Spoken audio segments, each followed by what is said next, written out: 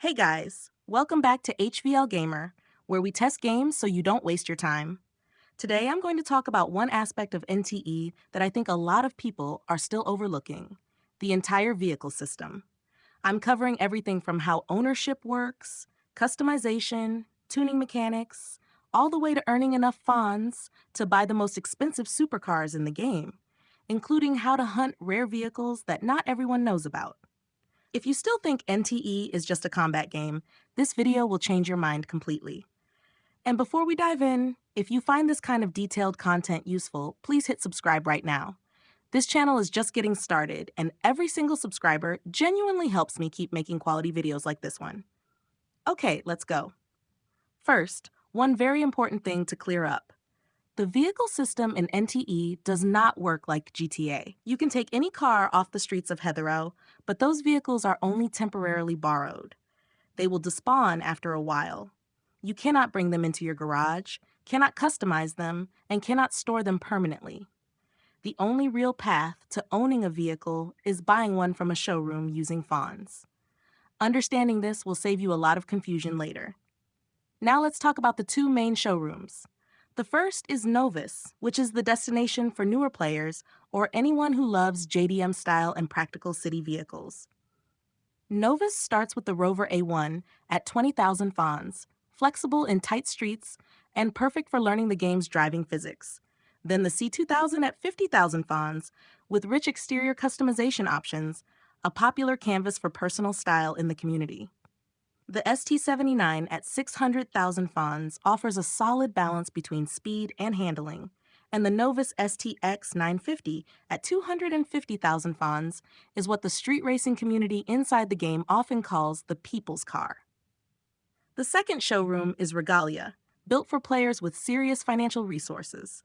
Highlights include the Griffin at 1,500,000 Fons with optimized aerodynamic design, the Pursuit V8 at 4 million Fons, which is a brutal muscle car with extreme torque but difficult to control, and at the very top, LaVelox, a hypercar costing 10,800,000 Fons with the highest top speed in the entire game.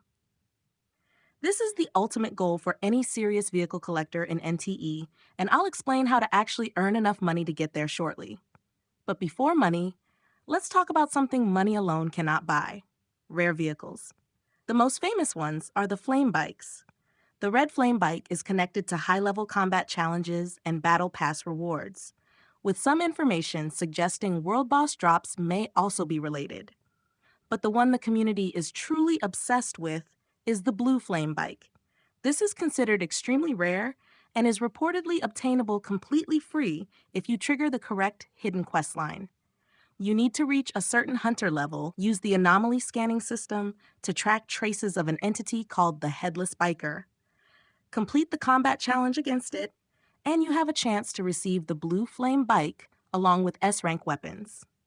This is not a simple purchase. It requires a properly built team and knowledge of how to activate the hidden chain. There's also the official Porsche collaboration under the philosophy Driven by Dreams, bringing the Porsche 9118 Spyder into the game through special collaboration events and limited-time racing challenges. These vehicles typically require completing brand history mission chains or achieving high rankings in dedicated tournaments. Always watch for when these events go live. Now the customization system. At specialized garages around Hethereau, you can modify nearly every aspect of your owned vehicle. On the cosmetic side, the paint and livery system lets you choose glossy, matte, or metallic finishes and apply decals collected from anomaly missions. Wheel and tire selection affects not just appearance, but actual tire width and road contact during racing. And of course, underglow neon systems are basically a symbol of street racing culture in this game. For performance tuning, the system is modeled on real-world mechanics. ECU remapping is the most impactful, adjusting fuel injection timing, boost pressure, and RPM limits. A good ECU tune on a turbocharged vehicle can increase power output by up to 30%. Intake and exhaust upgrades help the engine breathe better and produce a more aggressive sound. Suspension and brake upgrades are necessary to control that added power. And one standout feature in NTE is how weather genuinely affects driving physics. You actually need specialized tires for rain or snow to avoid aquaplaning and losing control in corners. For racing activities, NTE offers solid variety. Street racing circuits are lap-based city races dealing with civilian traffic in tight corners. Time trials require bronze, silver, or gold times to unlock achievements and rare parts. Checkpoint races are open-world point-to-point runs where you freely find the fastest route through buildings and alleyways. To compete properly, you need to master drifting for boost accumulation, smart nitro management on straights and corner exits, and be aware that Unreal Engine 5 collision physics means heavy crashes can damage aerodynamic components and hurt your high-speed stability. Now let's talk money, because LaVelox at nearly 11 million Fons is not a small target. The City Tycoon system is the financial backbone of everything vehicle-related in NTE. Cafe management is the most stable income source. With proper expansion and staff optimization, using characters with suitable life skills, earning hundreds of thousands of Fons per day is very achievable. Interior investment also matters beyond aesthetics, as better furniture increases customer spending. For fast farming, two things are essential. City Stamina gives you a fixed weekly amount, and using it for deliveries or taxi work rewards around 1,000 Fons per stamina point with very reliable efficiency. And the Pink Paws Heist, which unlocks at Tycoon level 10, is currently the highest profit activity in the game. A well-executed run, lasting 8 to 10 minutes, can generate around 100,000 Fons, meaning weekly earnings can potentially reach 1 million Fons. Critical note: taking damage during the mission directly reduces your final payout, so avoiding hits is just as important as knowing the route. Finally, a few things that make driving in NTE uniquely immersive. The first-person FPP mode lets you sit inside the cabin and see the detailed Unreal Engine 5 interiors up close, which is genuinely impressive, especially in the Regalia supercars. The co-op system lets friends join your world for heists, competitive racing, or casual city cruising.